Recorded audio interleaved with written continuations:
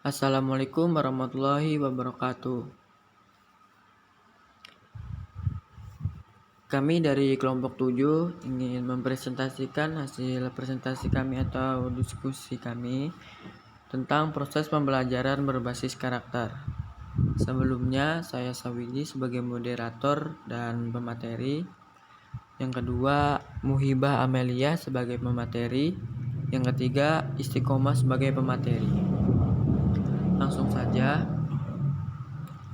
membangun pembelajaran berbasis karakter.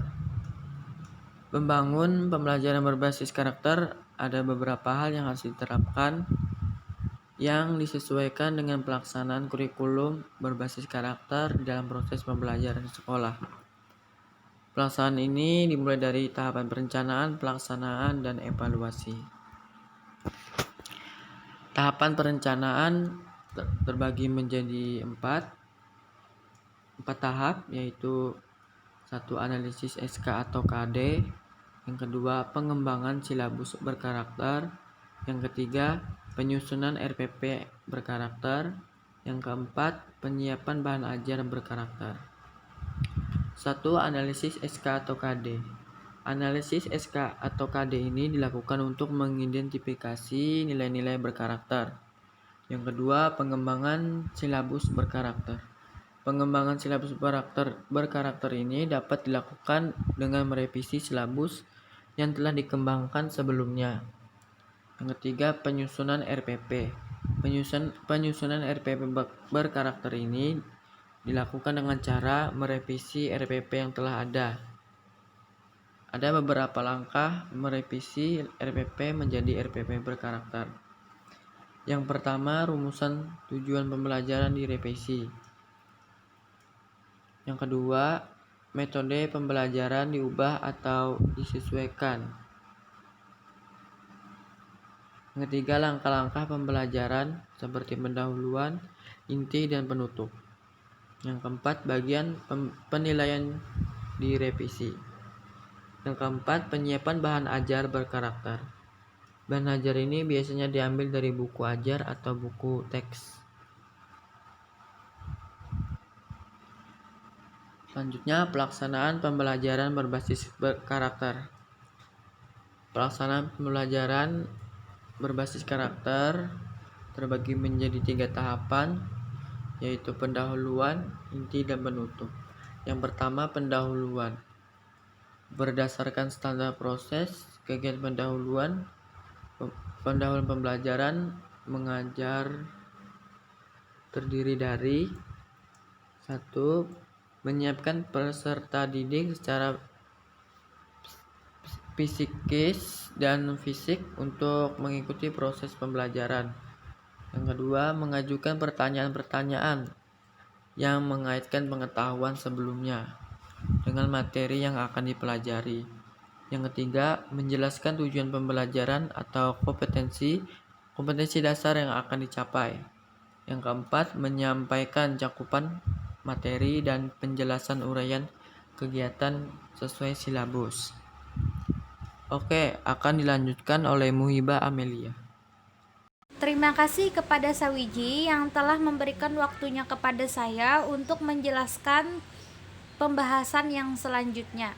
Pembahasan yang selanjutnya yaitu tahapan pelaksanaan pembelajaran berbasis karakter yang kedua adalah inti. Berdasarkan Peraturan Menteri Pendidikan Nasional Nomor 41 Tahun 2007, kegiatan inti pembelajaran terbagi atas 3 tahapan, yaitu yang pertama, eksplorasi. Beberapa langkah atau kegiatan yang dilakukan guru terhadap peserta didik pada tahap eksplorasi adalah: pertama, guru melibatkan peserta didik mencari informasi yang luas dan dalam tentang topik atau tema yang dipelajari, maka nilai yang ditanamkan adalah mandiri, berpikir logis, kreatif, dan kerjasama. Kemudian yang kedua, guru menggunakan beragam pendekatan pembelajaran, media pembelajaran, dan sumber belajar lain, maka nilai yang ditanamkan adalah kreatif, kerja keras. Dan yang ketiga, secara aktif dalam setiap kegiatan pembelajaran, maka nilai yang ditanamkan adalah rasa percaya diri dan mandiri.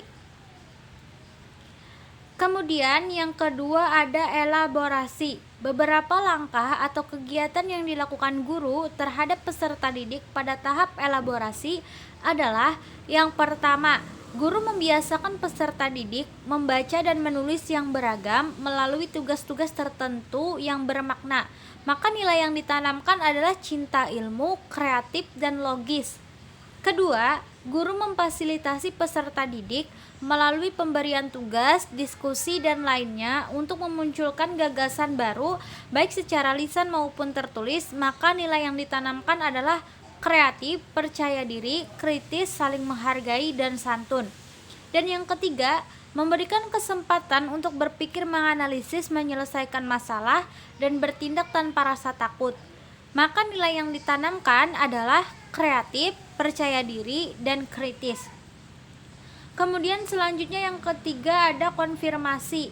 Beberapa langkah atau kegiatan yang dilakukan guru terhadap peserta didik pada tahap konfirmasi adalah: pertama, memberi umpan balik positif dan penguatan dalam bentuk lisan, tulisan, isyarat, maupun hadiah terhadap keberhasilan peserta didik.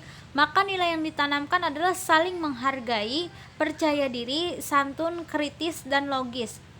Yang kedua, memberikan konfirmasi terhadap hasil eksplorasi dan elaborasi peserta didik melalui berbagai sumber.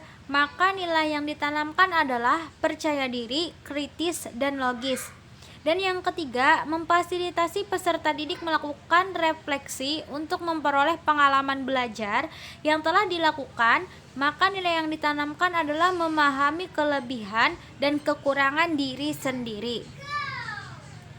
Kemudian yang ketiga ada penutup. Pada kegiatan penutup, guru dan peserta didik bersama-sama membuat kesimpulan pelajaran.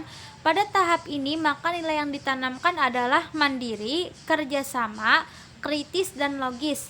Kemudian guru melakukan penilaian dan atau refleksi terhadap kegiatan yang sudah dilaksanakan secara konsisten dan terprogram. Maka nilai yang ditanamkan adalah jujur, mengetahui kelebihan dan kekurangan. Evaluasi. Evaluasi hasil belajar dilakukan untuk mengetahui perubahan perilaku dan pembentukan kompetensi peserta didik yang dilakukan dengan penilaian kelas, tes kemampuan dasar, penilaian akhir, satuan pendidikan, dan sertifikasi. Kemudian pembahasan yang selanjutnya yaitu tentang strategi mengembangkan pembelajaran berbasis karakter.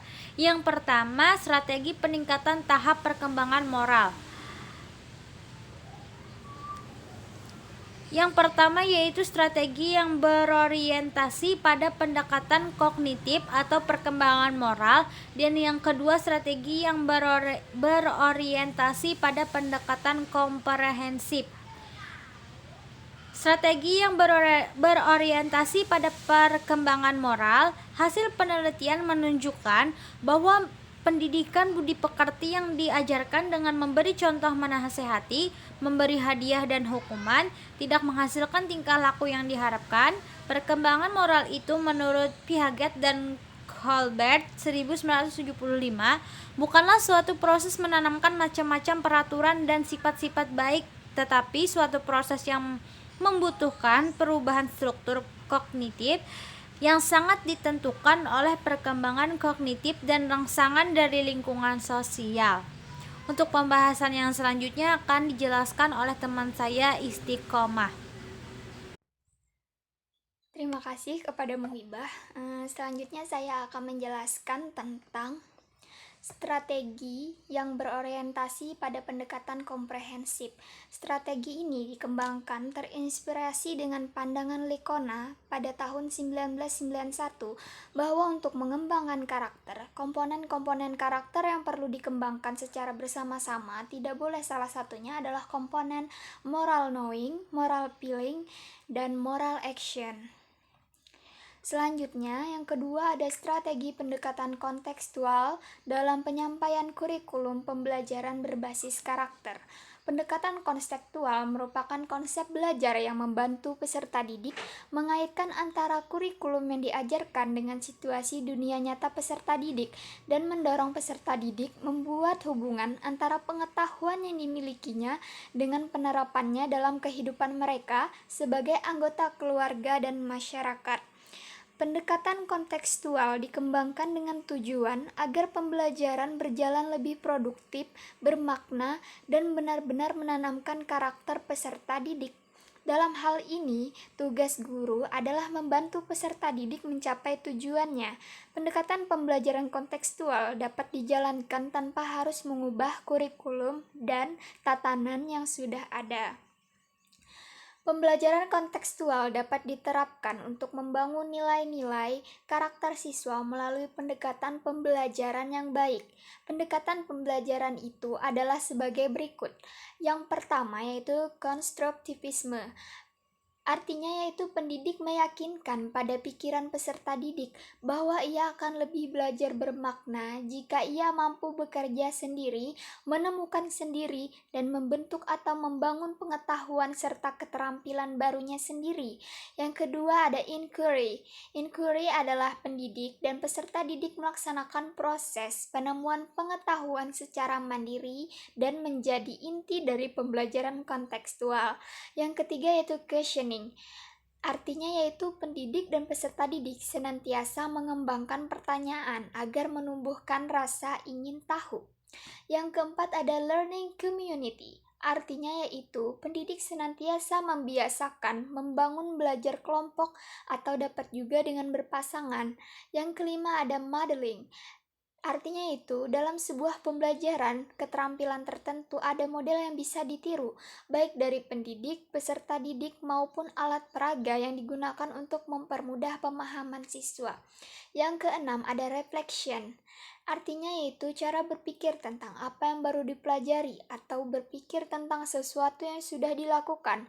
Refleksi dapat berupa pernyataan langsung tentang sesuatu yang diperoleh siswa pada hari itu, baik berupa catatan atau jurnal di buku peserta didik. Yang terakhir atau yang ketujuh yaitu authentic assessment, proses pengumpulan data yang bisa memberikan gambaran perkembangan peserta didik, baik oleh pendidik maupun peserta didik. Itulah tadi pemaparan dari kelompok kami. Salah hilap mohon maaf. Sekian dan terima kasih. Wassalamualaikum warahmatullahi wabarakatuh.